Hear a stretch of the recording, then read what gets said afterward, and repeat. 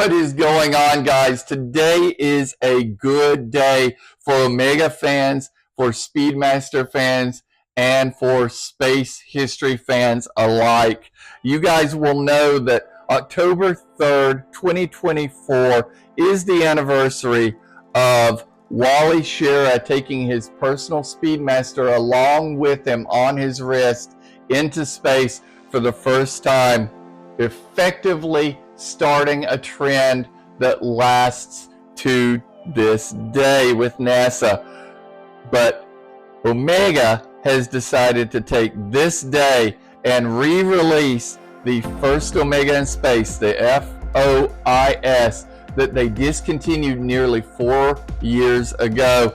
And this one, guys, I think this one is simply fantastic. You guys let me know what you think in the comments below, but let's get into some of why I think that. One of the first is quite simply the price.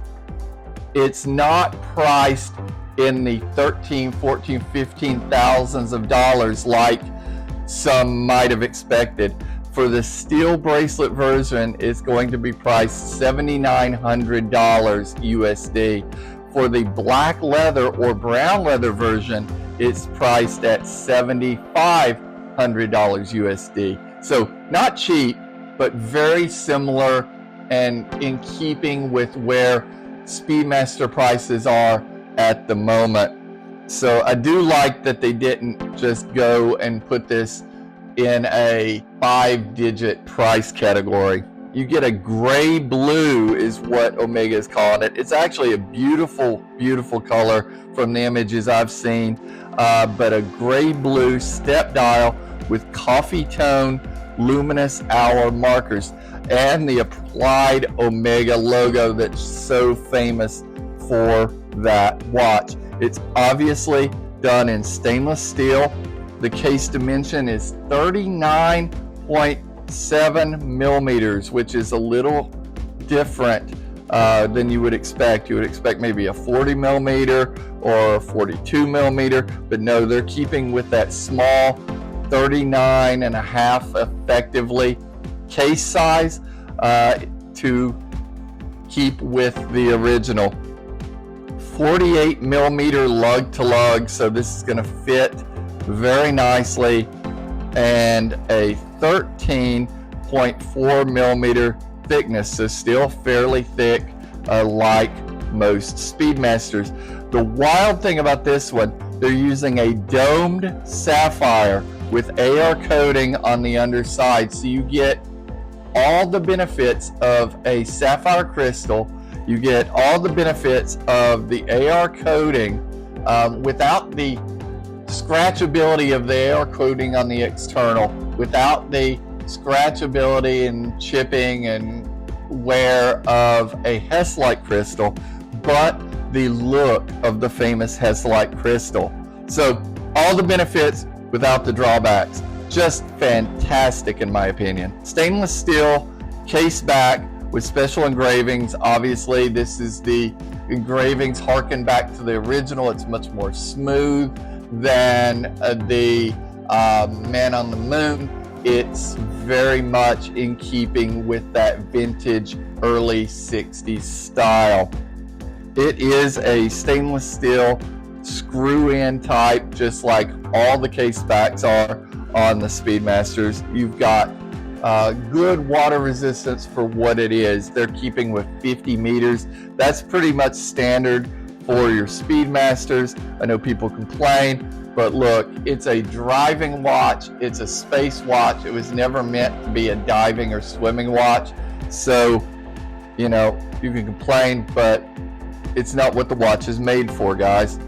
The movement this time is not the 3-2-1 that was in Wally Schirra's piece. It is the now famous Omega 3861. So a movement that's tried and true, that's readily available, that they make tons of. So hopefully this watch will be available at your local AD or for order very easily. You won't have waiting lists. You won't have the problems you kind of had accessing some of the more recent new releases from Omega. It is, of course, a hand-wound chronograph caliber. It is a certified master chronometer caliber, and it does have 50 hours of power reserves with their 26 joules, and they do now use a silicone balance spring, which is why they can get that 50-hour power reserve. Like I said, you have the option of a brown leather strap, a black leather strap, or this stainless steel.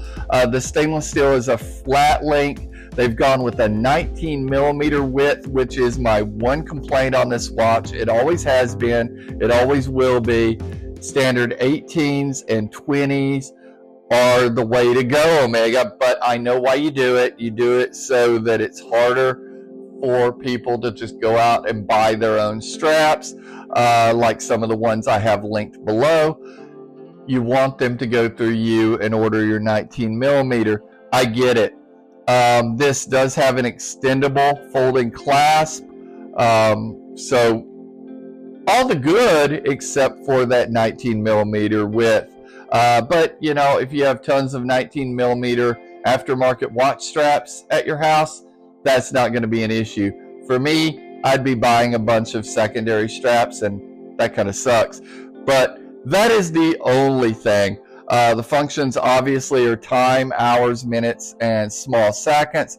Chronograph, which is your 12-hour and 30-minute registers in those subdials, and central seconds, chronograph hand, and your tachometer with your outside tachometer scale. That bezel is steel on this one. They did not go with the ceramic, so that steel will feel, look, and age like the original that Wally Schirra wore on his watch. And you get a 5-year warranty standard now from Omega. So again, guys, I think it's an absolutely beautiful watch. All these images are coming to you from Fratello watches or Omega watches. Both companies will be listed below. Check both of them out. I wish I had a hands-on, but obviously this thing just came out today. I do not have that kind of pull in the industry. So I hope you guys have enjoyed this. I hope you have been informed by it.